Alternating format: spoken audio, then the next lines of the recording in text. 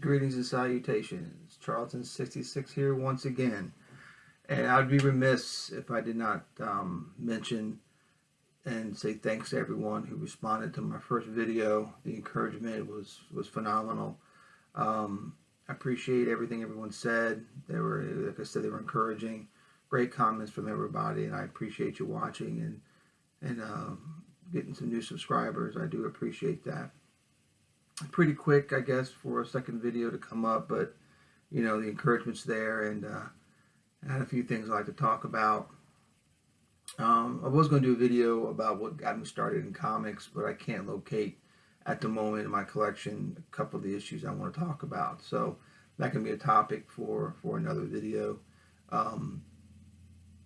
But I guess I went on to think about, you know, what else I could talk about.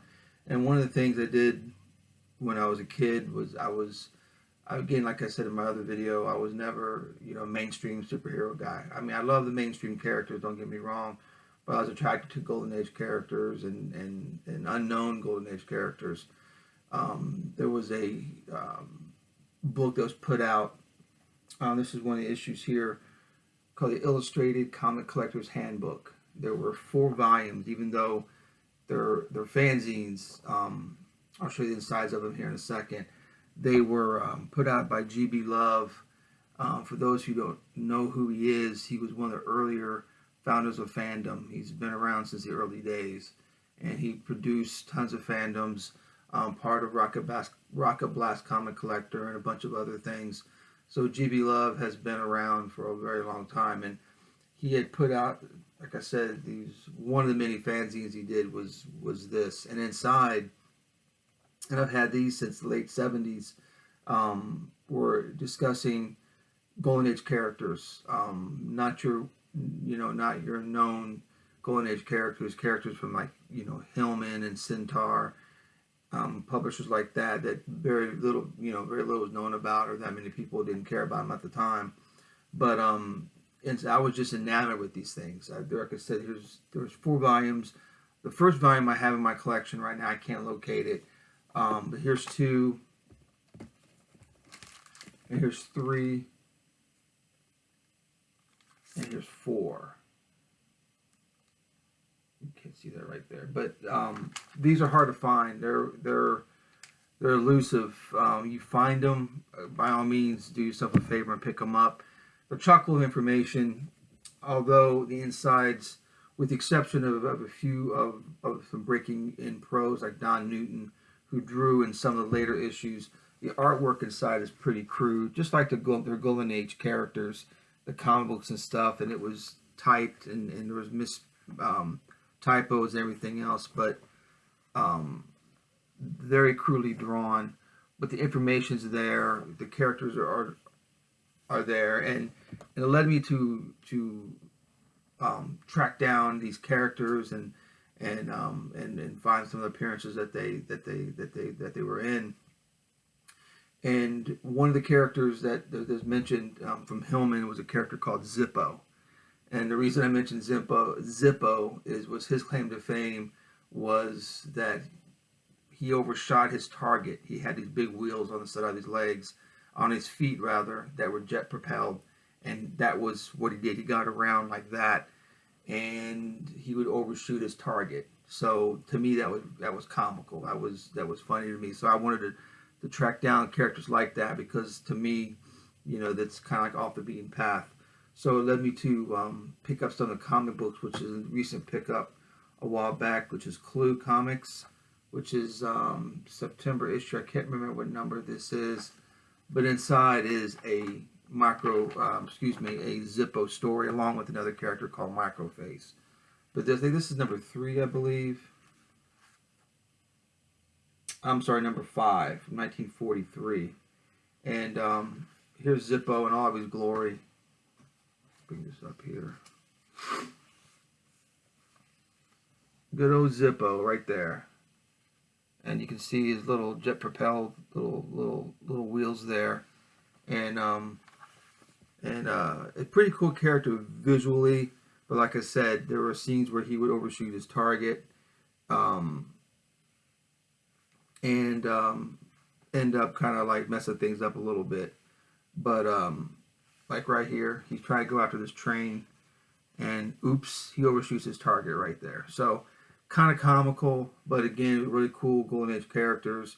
Another one that was mentioned in this fanzine, which I encourage everyone to try and find them if you can, is another character called Microface, and his claim to fame was he wore a cybernetic face. It was a good old micro face right there. His claim to fame was he sounded cool when he talked through his mask, and of course the goggles had night vision, and he can see things that ordinary people can't see with his micro face on. But again, micro face. Again, these characters were coming up as I was growing up, in fanzines and whatnot, and I was just fell in love with these characters. And some of my, my collection, when I could afford it and the books come about, I'm picking them up. And so, again, in these fanzines, the characters are listed. Give you the quick origin, the color of the costumes, the comic books they appeared in, and how many issues they appeared in, which is some pretty good information. So again, these fanzines are pretty cool. They're called the Illustrated Collector's Handbook, and so it's one of those things that you can see it. You see it in the wild, pick it up. It'll be worth it for you. And like I said, tons of information is in that, and in those golden age characters, although people don't talk about them, the reprints are out there. Bill Black, who puts out Men of Mystery, Golden Age Men of Mystery. It's $29.95. It's kind of a hefty price, but you get well over 100 pages of nothing but Golden Age comics. Again, it's black and white, but it's all Golden Age stuff. That's in there. Characters you never heard of before. Funny storylines.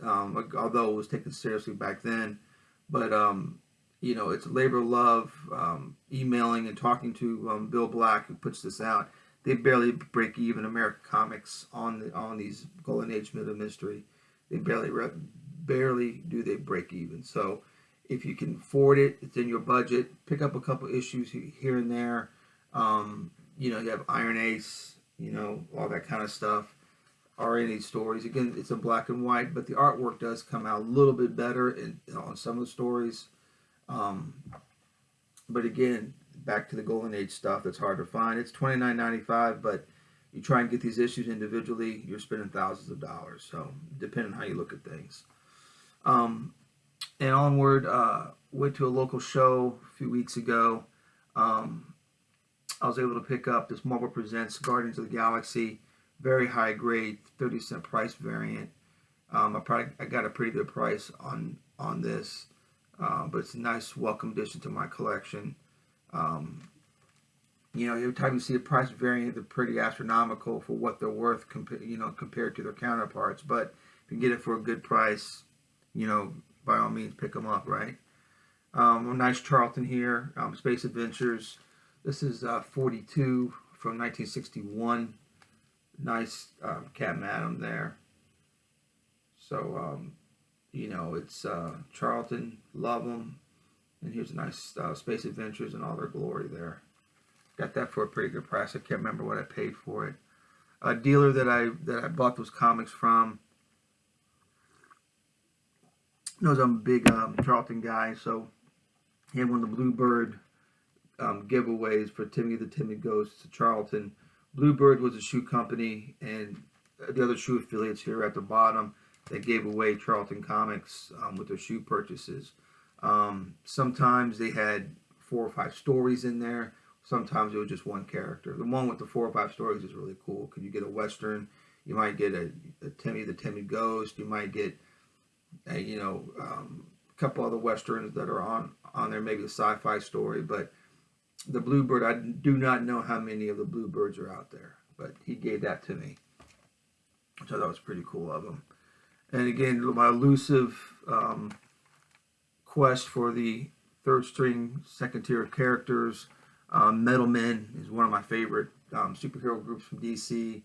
I was able to track down the first appearance, Showcase 37, which is right here. It's not in the best of shape, but I believe it's Gimpy who says, Any grade is better than no grade, right? Something to that effect. But again, Showcase 37, first appearance of Metal Men.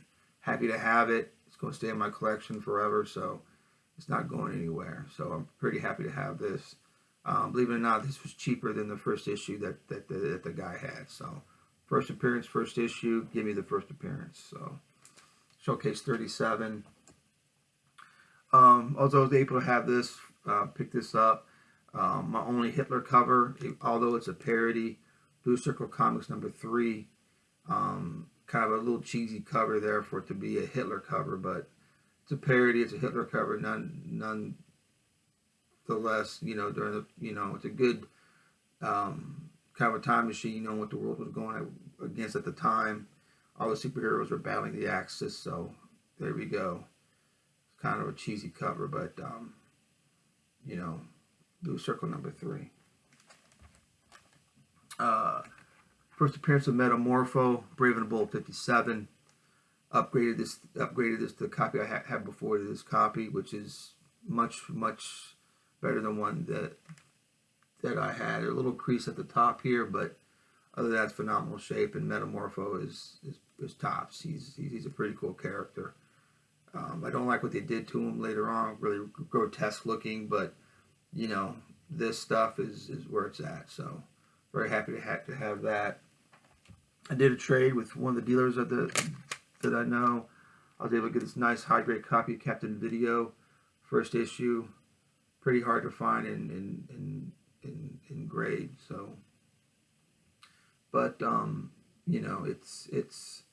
it's nice. It's a nice issue. He had #2 there as well, but only trading for the first issue at the moment. So Captain Video #1.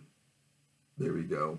And back with the Metal Men on my wall right over here is my Mercury drawing by Jim Calafiore. I had him do our Mercury for me.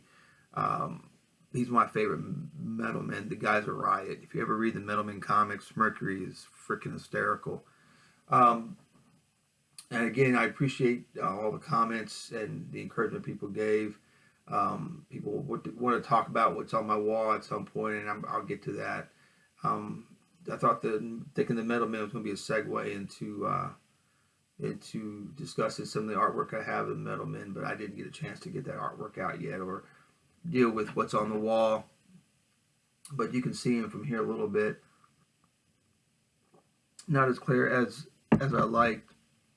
One of the things that like I said, the topics I want to talk about, what got me into comics, earlier issues, memories that Comic Crypt of Castle Hills was talking about, the memory he has with his dad and comic books and that kind of thing. I think all of us have that memory at some point with our family members or brothers or sisters or friends about comics, and we all have them. I got a ton of them myself, But there was time, I remember my first comic, which I'll talk about in another video, and comics I bought on my own, and which, what I did with that. One of the comics I bought on my own was Marvel 2-in-1 #13, which I have a reproduction of the cover art, which I'll do another video and discuss that issue and those circumstances around that. But hope this video, is interesting to somebody, or you find it of interest at some point. And that's it for right now. And again, thank you for viewing, and those who subscribe, thank you.